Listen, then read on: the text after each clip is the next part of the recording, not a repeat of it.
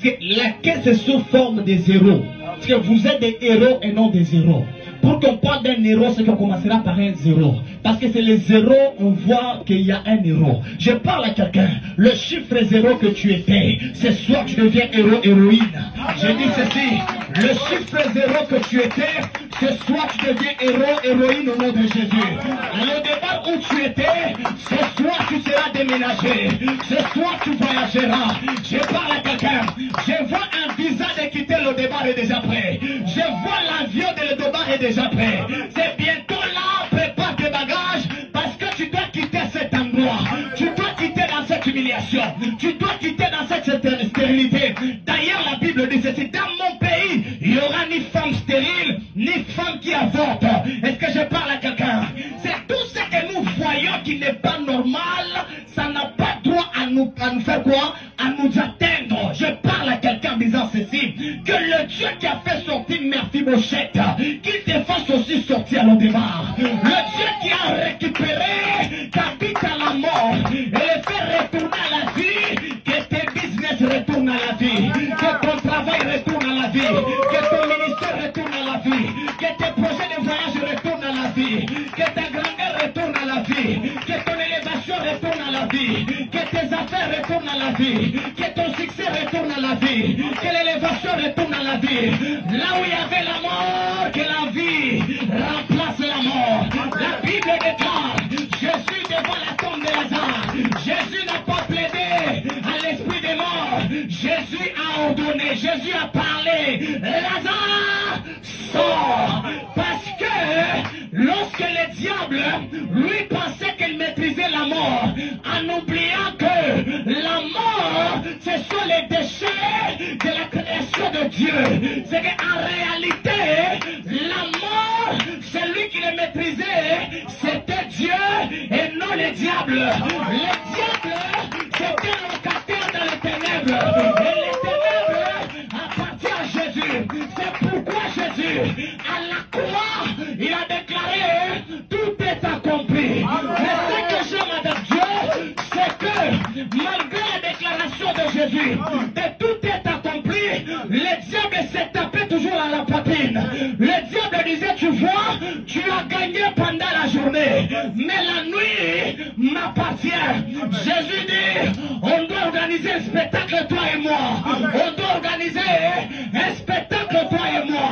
Qu'est-ce que Jésus devait faire? Jésus entre dans le match. Qu'est-ce que Jésus devait faire? C'est Jésus, la Bible déclare, de 12h à 15h, c'était changé dans les ténèbres. C'est Jésus a compris quelque chose, que c'est petit, c'est moi qui l'ai logé dans les ténèbres. Il y a des locataires pareils. Il est locataire, il doit se faire voir que c'est celui les bailleurs. Alors qu'est-ce que Dieu devait faire?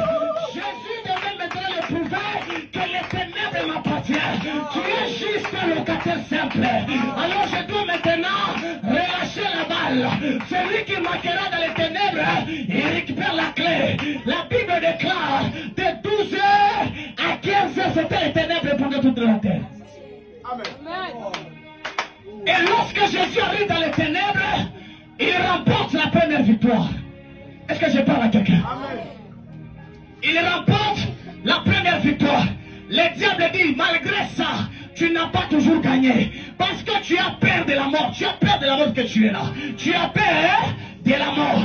Alors Jésus dit, non, je dois t'apprendre que la mort, c'est vrai. La mort est entrée par toi, mais l'origine de la mort, c'est moi. La mort est entrée par le diable, mais l'origine de la mort, c'est Dieu. Parce que le créateur, c'est celui qui a les derniers coups de la création qu'il fait. C'est lorsque le maître est en train de t'apprendre, il va t'apprendre 9 coups. Mais le 10e coup, il cache ça. Parce qu'il sait qu'un jour, tu vas le trahir. Tu essaieras d'utiliser le 10e coup là. Alors, il va cacher, te donne les 9 coups. Lorsque tu auras de l'orgueil, il te donnera ce qu'il ne t'a pas donné. Est-ce que je parle à quelqu'un? Et Jésus entre même dans la mort. La Bible déclare les premiers jours étaient dans la tombe. Le diable dit, tu vois, même dans les ténèbres ici, même dans la mort ici, personne ne te reconnaît. Personne ne connaît qui tu es. Donc là, si les gens qui sont ici arrivent à te connaître, je te donne la clé et tu gagnes. Et je sais, je suis déjà cloué. Le premier jour que Jésus dans la tombe, on fait appel à Abraham. Abraham, est-ce que tu connais cet homme? Abraham dit, je ne connais pas cet homme. Mais Abraham a réfléchi et dit non. Le jour que je partais donner un sacrifice comme mon fils, comme un sacrifice, l'agneau qui était à côté là, apparemment ça reflète à cet homme. Le diable dit non, tu n'as pas bien précisé. Sautez ici. Le deuxième jour, on dit non, yo, il y a qui? Il y a Shadrach, Meshach et Abednego. On les a appelés. Shadrach, Meshach et Abednego. Est-ce que vous connaissez cet homme? Ils ont dit, on ne l'a jamais vu. C'est notre toute première fois de le voir. Et les hommes, tu vois, même Shadrach, Meshach et Abednego, ils ne te connaissent pas. Et ce que j'aime avec cette révélation, c'est que ils ont réfléchi. Ouais, lorsqu'on était dans le fournaise de feu, les quatrième personnes là reflétaient à cet homme. Le diable dit non, tu n'as pas donné une bonne réponse. Tu n'as pas donné une bonne réponse. Ils ont dit, il y a quoi? Il y a qui encore? Ils ont dit non. Ça fait de cela déjà, ça part vers 23h et quelques pour que ça totalise troisième jour. Le diable dit, comment ça s'est rencontré? La clé restera ici. Ils ont dit non, il y a Daniel. On fait appel à Daniel. Daniel, est-ce que tu connais cet homme? Mais je ne l'ai jamais connu. C'est ma toute première fois de le voir. Et c'est normal. Parce que pour connaître l'ombre de la personne, en réalité de l'ombre de cette personne, il faut que tu vois le visage de la personne. C'est que l'Ancien Testament, c'était l'ombre qui cachait la réalité. Ça veut dire ceci, les Abraham et tous là, ils étaient dans l'ombre. Et Jésus, l'ombre est là. En réalité, c'est caché un homme qui s'appelait Jésus. Mais on devait les connaître et les connaissait par la révélation. Maintenant, c'est lui qui a eu la grâce de connaître le visage de cet homme. C'est un homme qui était caché quelque part. On a fait Daniel. Daniel dit, je ne l'ai jamais connu. Retournez Daniel. Il a fait quelque part, il dit, ah, je me rappelle. Lorsque j'étais dans la fosse au lion, l'ange qui était apparu là, reflétait à cet homme. Même Daniel n'arrive pas à te connaître. 23h58. La terre commence à trembler. La terre a la soif de vomir. Parce que la terre ne supportait pas un homme de Galilée. La terre ne supportait pas un homme que Pilate a témoigné. Je n'ai jamais vu un homme parler comme cet homme. Pilate a oublié que c'était la parole qui était devant lui. Si je parle à quelqu'un, des personnes commenceront à s'étonner de changement de ta manière de vivre. Pourquoi? Parce que le changement commencera par toi. Écoutez, j'aimerais parler à quelqu'un. La Bible nous révèle quelque chose que vous deviez savoir. Avant que je termine la révélation, je vais clôturer.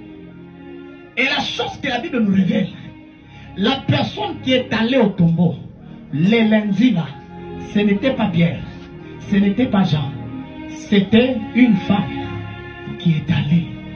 C'est pourquoi vous allez voir, les femmes sont actives à l'évangile. Parce que le premier évangile annoncé, ce n'est pas Pierre, c'est une femme. C'est lorsque je vois une femme, au lieu d'annoncer, de prêcher Jésus, de servir Dieu, vous mettez des maquillages là, je ne sais pas quoi. Écoutez, une femme qui a Dieu, une femme qui parle la langue, malgré ses maquilles, nous on voit que la grâce de Dieu, nous on voit que Jésus, nous on voit que l'onction. Il reste 2 minutes.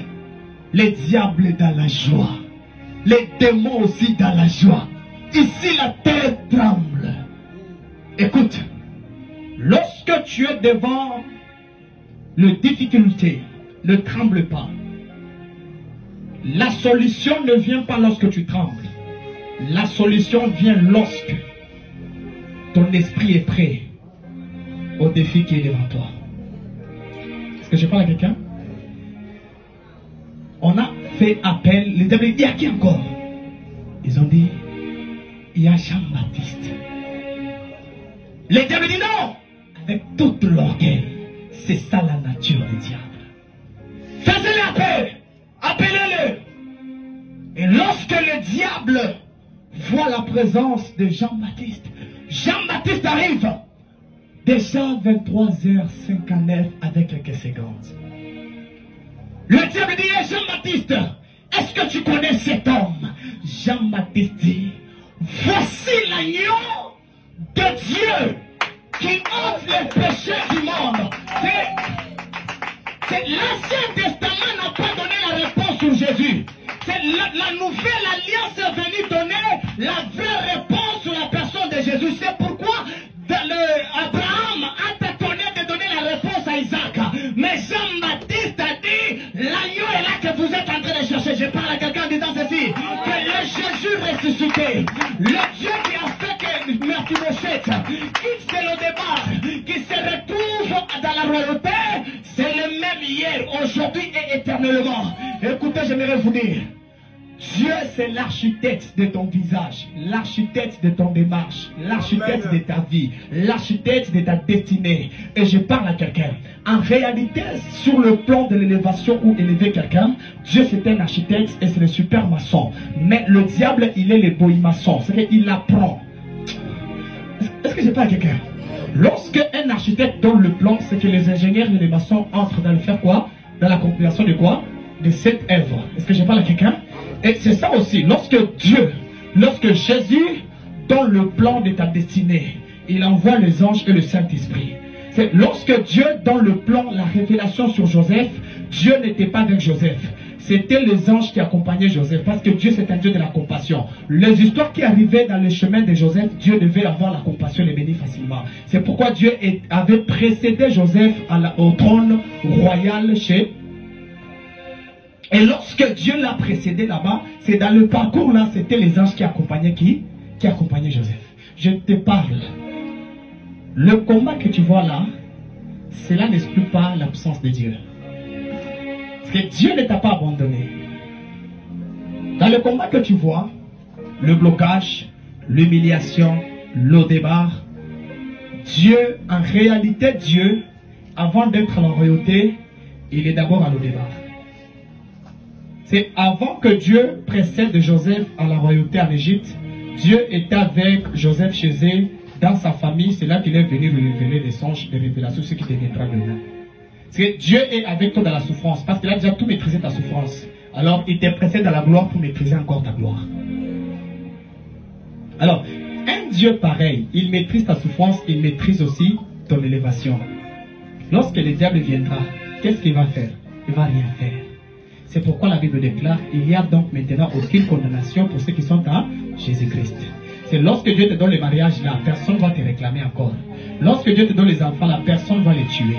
Lorsque Dieu te donne le voyage là, personne ne va bloquer ce voyage. Lorsque Dieu te donne l'argent, personne ne va t'appauvrir encore. Que cette onction, cette prédication s'attache à ta vie au nom de Jésus. Lève-toi, on va prier. Lève-toi, on va prier.